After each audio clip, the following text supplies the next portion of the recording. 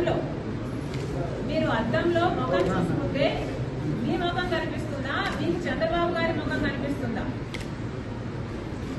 ఒకసారి పరిశీలన చేసుకోండి.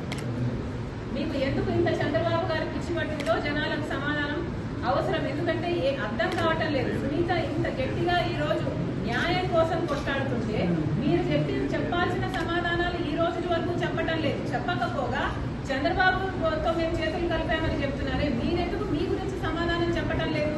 సాక్షి టీవీలో, సాక్షి ఛానల్లో హార్ట్ అటాక్ అని ఎందుకు రాశారు? ఇల్లంతా రక్తమైతే, గొడ్డలి వేట్లకు బలైతే, ఆయన తలలోని ఎంకలు బయటకు వస్తే, ఆయన మెదడు బయటకు వస్తే, మరి సాక్షి టీవీలో హార్ట్ అటాక్ అని ఎందుకు చెప్పారు? దానికి సమాధానం చెప్పండి. చంద్రబాబు గారు ముఖ్యమంత్రిగా ఉన్నప్పుడు సిబిఐ ఎంక్వైరీ అడిగిన మీరు వివేకానంద రెడ్డి గారి హత్య కేసులో ఆ తర్వాత సిబిఐ ఎంక్వైరీ ఎందుకు వద్దన్నారో దానికి సమాధానం చెప్పండి.